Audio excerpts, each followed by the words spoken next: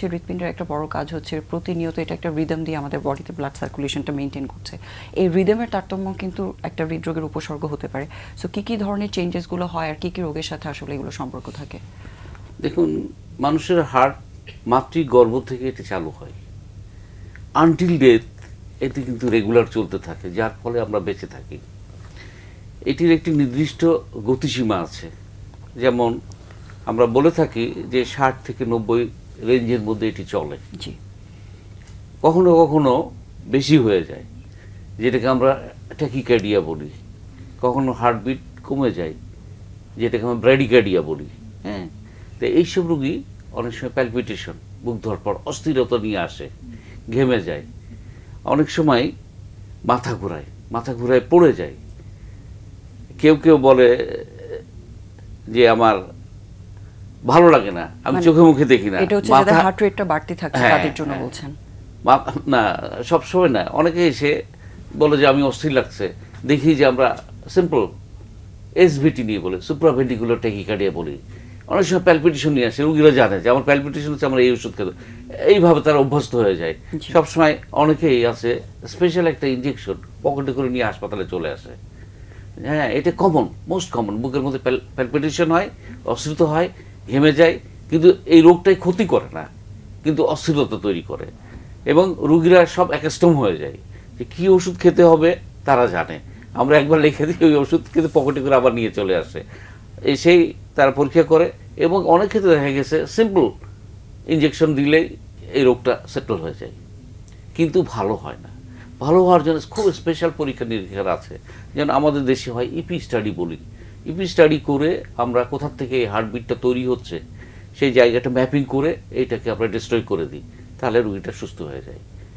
আর কিছু আছে যে হার্টবিট কমে যাচ্ছে, কমতে কমতে মাথা ঘুরে পড়ে যাচ্ছে, এরকম হয়। অনেকে হার্ট বন্ধ নিয়ে আসে। হ্যাঁ, সেই সব ক্ষেত্রে আমাদের টেম্পোরারিভাবে পেসমেকার দিয়ে এটাকে সেটেল করতে হয়, তারপরে পার্মানেন্ট পেসমেকার করে দিতে হয়।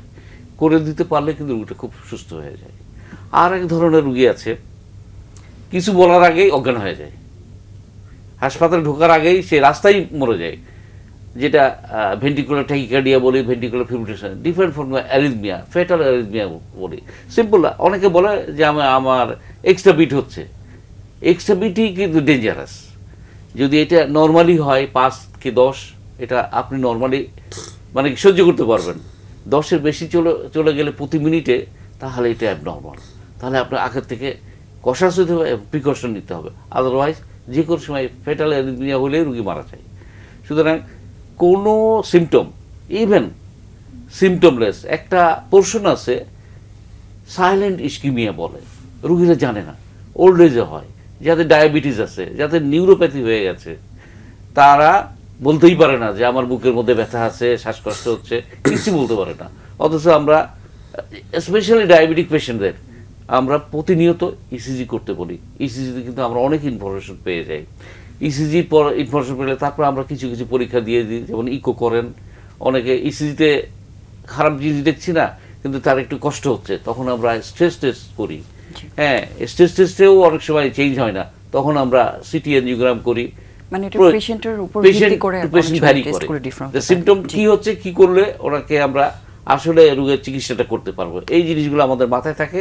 এবং অন্য রোগ থেকে কিভাবে ডিফারেন্সিয়েট করতে হবে। যেমন মাসুম সাহেব বলল, বুক ব্যথা হলেই কি হার্টের রোগ? প্রশ্ন থাকে, সব ব্যথাই কিন্তু বুকের ব্যথা না। উনি কিন্তু খুব স্পেশাল ক্যারেক্টার বলেছে, বুকের মাঝখানে ব্যথাটি হয় এবং ভীষণ ক্রাশিং, রুগী মানে অস্থির হয়ে যাবে, ঘেমে বমি করে এরকম ব্যথা আসবে।